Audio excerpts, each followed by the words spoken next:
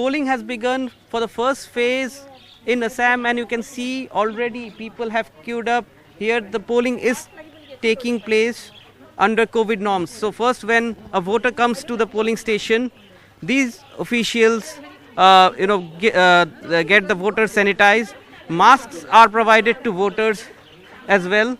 So this polling is taking place under COVID norms, and not only COVID norms, but most of the polling station. This is a model police station, and you can see this model police station has been designed with the fervor of Bihu. Remember, the Bihu is going to take place in Assam in another 2 weeks' time. So already you can see the Rangali Bihu fervor is there. The Rangali Bihu flavor is there in the decor which has been made. Remember, this time in Assam, in the run-up to the elections, there have been no incident of major poll-related violence or insurgency-related situation. So polling really taking place in a situation where the threat perception is less, and it is expected that there would be a large turnout. You can see here people have queued up from the morning. We are coming to you from Jorhat, a prestigious constituency, used to be a Congress stronghold,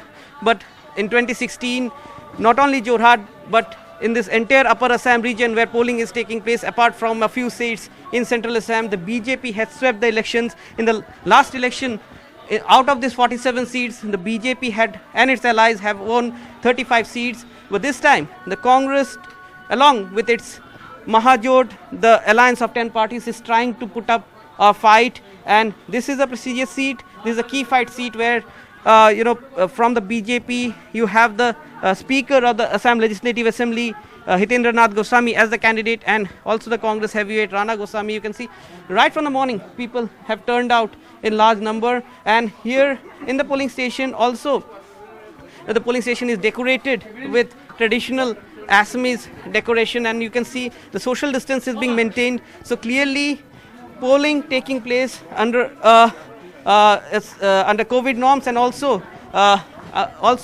with a flavor of the festive season of Bihu. But this is going to be an intense election, given the fact in the first phase it's seen as a make or break elections, because whoever wins Upper Assam might go ahead to form the government.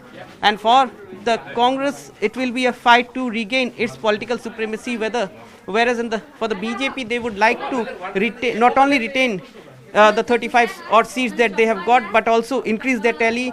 Now in this first phase, fate of Chief Minister Sarvananda Sonowal will be decided. He is contesting from Majuli.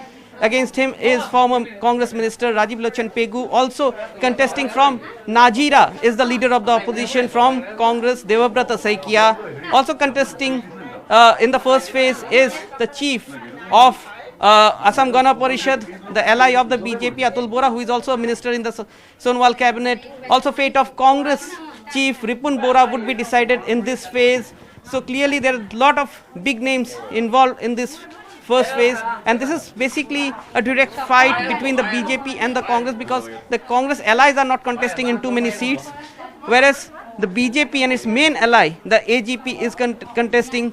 And we have seen in the run-up to the elections, there have been a high-pitched campaign by Prime Minister Modi, Amit Shah. They have been here several times. Also, Congress leader Rahul Gandhi, Party General Secretary Priyanka Gandhi Vadra had campaigned in Upper Assam. So clearly, the battleground Assam is all set.